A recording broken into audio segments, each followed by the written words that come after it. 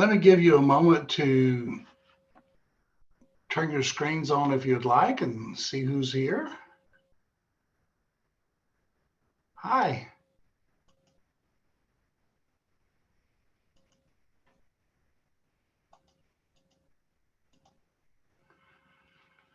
Nice to see everyone. Hope you've had a good day. I want to welcome you again to tonight's gathering of the Insight Meditation Community of Charlotte. I'm Larry Dawalt, one of the Dharma leaders. And tonight we're beginning our 4-week fall series on the 7 factors of awakening. I will provide an introduction and cover the first factor, mindfulness. In the weeks to come, we'll cover the other 6 factors, which are investigation of the nature of reality, that is, investigation of the dharmas, energy, joy, sometimes referred to as rapture, tranquility, calm, concentration, and equanimity. So my talk tonight is the 7 factors of awakening. It all begins with mindfulness. There are 3 books that have been points of reference for me as I've gathered my thoughts for tonight, and I want to share these with you. The first is Satipatthana, The Direct Path to Realization by Bhikkhu Analayo. I think I've got it here. Some of you may have seen that.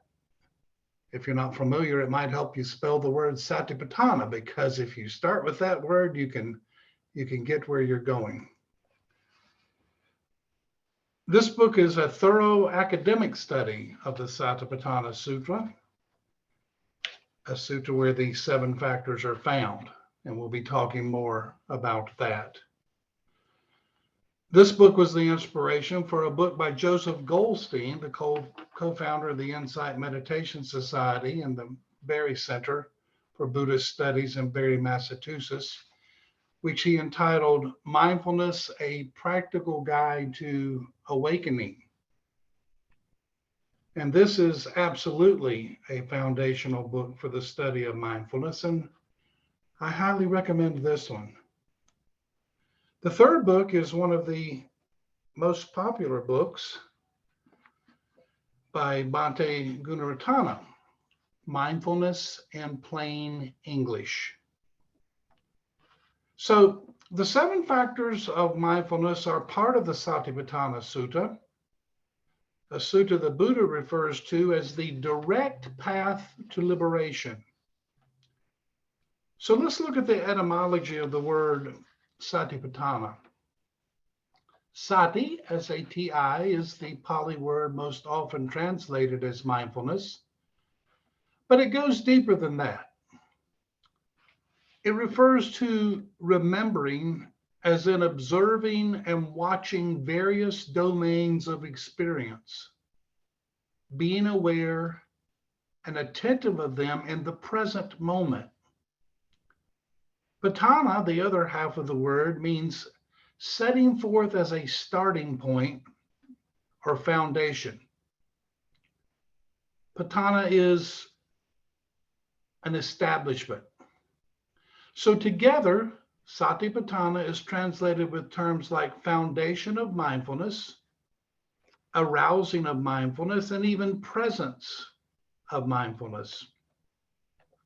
Now, in the Pali text, traditionally used in insight meditation study, the Satipatthana Sutta can be found in the Majjhima Nikaya, often referred to as the middle-length discourses, and the Dijja Nikaya, which is the long discourses of the Buddha. So what are these 4 Satipatthanas, these 4 foundations of mindfulness? They are mindfulness of the body, mindfulness of feelings, mindfulness of the mind, and mindfulness of phenomena, most often referred to as mindfulness of dharmas. These are divided into what Bhikkhu Analayo refers to as the hub of the wheel of all practice. 3 spokes body, 1 spoke feelings, 1 spoke mind, and 2 spokes investigation of mind, 1 of the hindrances, and the other of these 7 awakening factors. So let me divide these up. The 3 spokes of mindfulness of the body are anatomical parts, and they are all covered. The second is elements, 4 elements. If you remember the band Earth, Wind, and Fire, and then add water, you can get them. Earth, that is the solids. Water, liquids. Air, breath and other things moving in and outside the body. And fire, that is warmth or temperature. And the third spoke of mindfulness of the body is corpse, which is most often referred to as cemetery contemplation. This one I didn't like at first, but it is important because it is the contemplation of the fact that we are all going to die. The second spoke, the feeling spoke, refers to feelings that are perceived primarily as pleasant, unpleasant, or neutral. So I said that was the second spoke, excuse me, it's actually the fourth, because we've got anatomical parts, elements, corpse, and now feelings. And then the fifth spoke, the mindfulness of the mind or cognition, begins with the notice of the presence or absence of greed, hatred, and delusion, and mindfully making basic distinctions between what is wholesome and what is unwholesome. The last 2 spokes, mindfulness of dharmas, refer to the 5 hindrances and the 7 factors of awakening. The 5 hindrances, as found in the Satipatthana Sutta, are those mental states that hinder or block the mind's progress to deeper levels of concentration and liberation. These are most often referred to as sensual desire, aversion, sloth and torpor, restlessness and worry, and doubt. Which leads us to the 7 factors of awakening, the last spoke in Bhikkhu Analayo's hub of the wheel of all practice. These 7 factors, mindfulness, investigation of dharmas, energy, rapture, tranquility, concentration, and equanimity. Goldstein writes that the Buddha called these 7 factors anti-hindrances because they counteract those forces in the mind that keep us in delusion. They're called factors of awakening because they incline the mind toward nirvana, toward freedom. And Joseph Goldstein points out in his book that there is an entire section of the connected discourses devoted to these 7 factors. I want to share one of those quotes that he shares. It's found on page 1587 of the connected discourses, and it simply reads like this: Bhikkhus, I do not see even one thing that, when developed and cultivated, leads to the abandoning of the things that fetter so effectively as this, the 7 factors of enlightenment. These 7 factors are a progression, one leading to another, to another, to another, and so on, ending with equanimity, neutrality of the mind, evenness, that unshakable balance of the mind, not tossed by the waves of life or crashed by changing circumstances.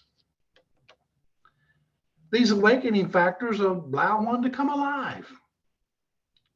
So how does this coming alive begin? What starts this wheel of awakening rolling? It all starts with mindfulness.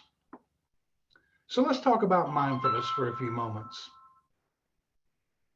Mindfulness usually refers to attentiveness to the present, but it goes beyond that.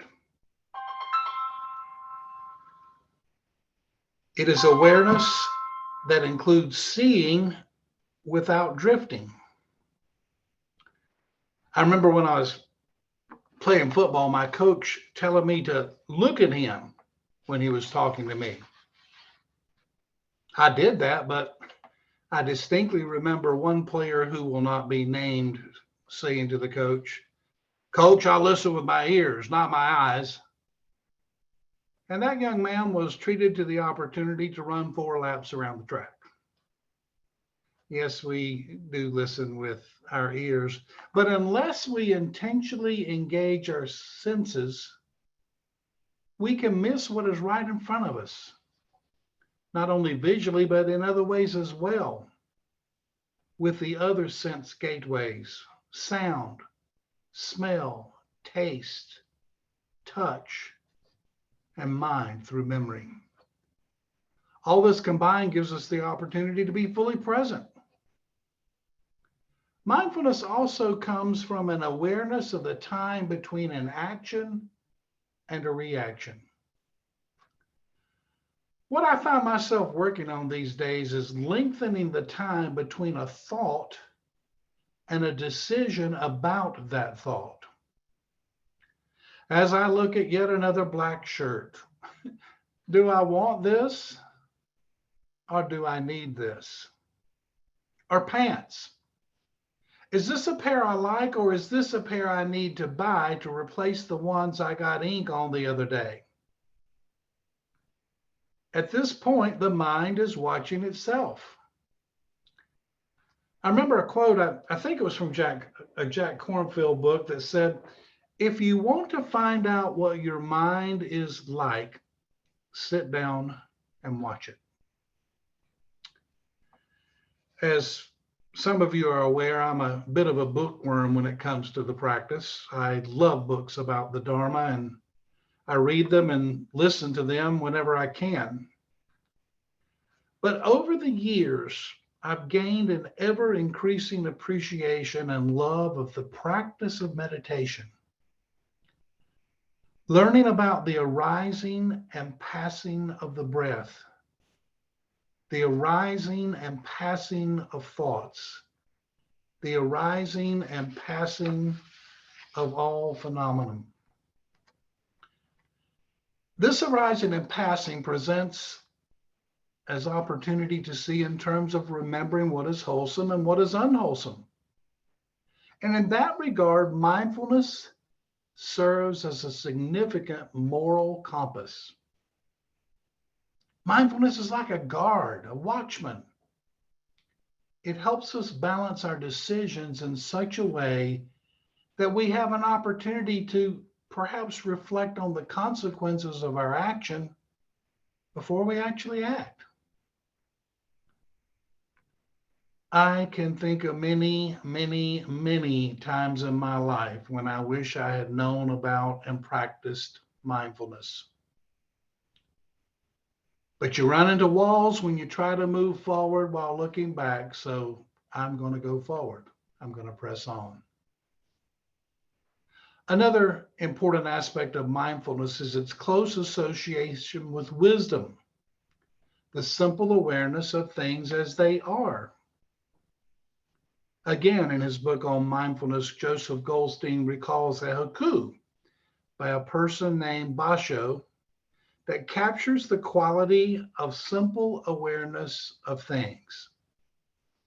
Here it is. The old pond. A frog jumps in. Plop. Sit and know you are sitting. Breathe and know you are breathing. See and know you are seeing. Hear and know you are hearing. And the last aspect of mindfulness I would want to mention is that of a clear comprehension of seeing without delusion, without adding or taking away, simply face to face without judgment. In chaplaincy, we call this non-judgmental presence. It's actually an intervention of spiritual care. Seeing, hearing, and comprehending, yet responding in such a way that we do our best not to put our worldview, our beliefs, or our perceptions into the situation. One of the things I try to teach both my chaplains and grief counselors is that rarely is there healing without hearing. Rarely is there healing without hearing. And in order to hear, you have to be fully present, mindful, and awake. I want to close with a story, something that happened to me just this past Sunday at the beach out on Huntington Island in South Carolina. One new beach thing for me is that I've gotten into the habit of dividing 30 minutes into 3 10-minute segments. One segment reading, one segment meditation, and one segment walking. I was doing this Sunday morning with the book A Gradual Awakening by Stephen Levine, a book I highly recommend. This book is perfect for my little segments because the chapters are about 10 minutes long. I use my insight timer for the 10-minute meditation, then just meander along the shore with an occasional glance at my watch for the other 10 minutes. As you may remember, it was a little chilly Sunday morning, so stillness was not a problem. The sun was warming, but you had to stay still to take advantage of it. As I was in the meditation portion of the third time going through the segments, after going through reading, meditation, and walking 2 times, and then finishing a 3rd chapter in the book, I was deeper into my meditation this time than before. Listening to the waves, I felt like I was hearing 2 sounds instead of 1.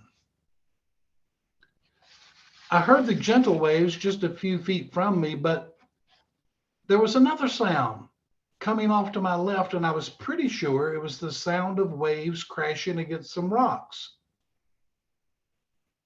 Then I heard another sound that seemed like waves crashing a little bit further out, like they were breaking before they reached the shore. I was trying to figure this out. I was hearing 3 different sounds at once. And of course, in trying to figure this out, I felt myself with a little bit of energy for this. I suddenly became even more present, invested. I wanted to find out what was going on, and this energy made me happy, peaceful, tranquil, calm, because this had never happened before. I was hearing the ocean in a different way. And even though this made me feel peaceful and calm, I did not want to lose it. So I felt myself concentrating even more. And I found myself at a place where I felt in touch with the ocean, balanced, at ease. Though through sound only, I felt a part of it. This had never happened before. This was new. But I was more awake than I had been in a long time. Fully present, alive, resting in mindfulness. It took a few minutes before the bell rang, and those minutes were peaceful and genuinely enjoyable. Then the bell rang, and I heard a familiar voice say, not on the third ring, but on the first ring, "You ready for lunch, boy?" And that was the end of that. But this awakening, this coming alive, this hearing the ocean like never before, started with mindfulness. Mindfulness that brought about an investigation that led to energy and a feeling of tranquility and calmness that led me to concentrate and be fully present in the moment in a way that brought about a balance and oneness. But it all started with mindfulness, being fully present, awakened. It's real. It can happen. It happened to me. It's probably happened to some of you. But if it hasn't, just wait. It's coming. It's coming.